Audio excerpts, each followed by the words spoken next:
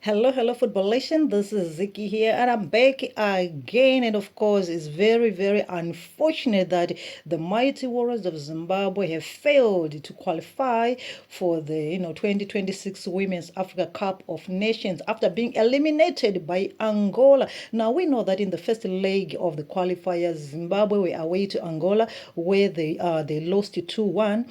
And so coming into this match, Zimbabwe was at a disadvantage, on goal aggregate. However, through some goals that came in, of course, via Ethel and Christabel, Zimbabwe were able to take a win 2-1. So this is the same scoreline that happened, in Angola.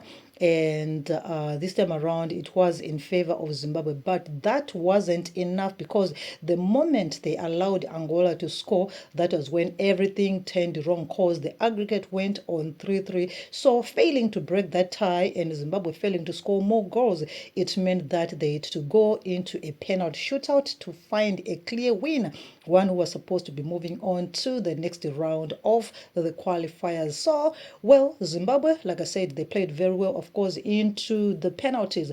They also did very well. 4 goals were scored clearly. However, when they gave, goalkeeper Lindiwe to come and kick the decisive penalty, she missed. And of course, Angola had already scored all their 5 penalties. So Zimbabwe then lost 5-4 to Angola, and now they've been eliminated from the 2026 Women Africa Cup of Nations, which is going to be held in Morocco. Now, it means Angola are now going to be moving on to the second round of the qualifications that is going to be between 20 and 28 October of 2025. And they're going to be facing Malawi. By the way, Malawi did not play the first round of the qualifiers because Congo withdrew from the competition. Therefore, Malawi went straight to the second round. So it's going to be, a very unfortunate thing that Zimbabwe has failed to move on. And of course, I've seen a lot of people talking about, yeah, they did not play very well.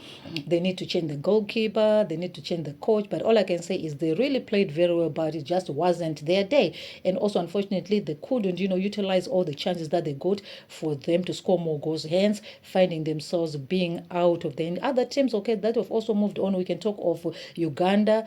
We can also talk of, Egypt that, eliminated Rwanda. So I'm going to give you a very detailed update on the whole competition, the whole qualifiers, and which team is going forward and which team is also remaining behind.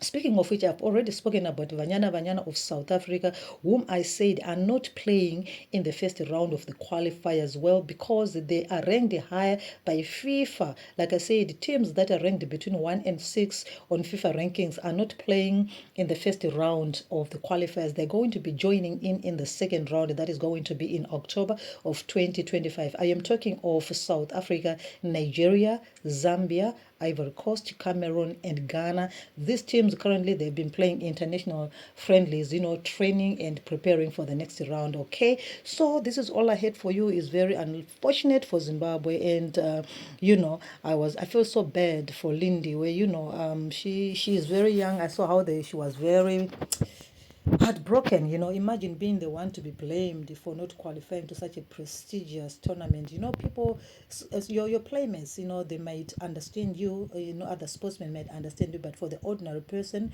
they will look at you like you don't know what you're doing, you're not a good player, this and that. But remember, she's the very same person again who has been able to stop Angola from scoring more goals.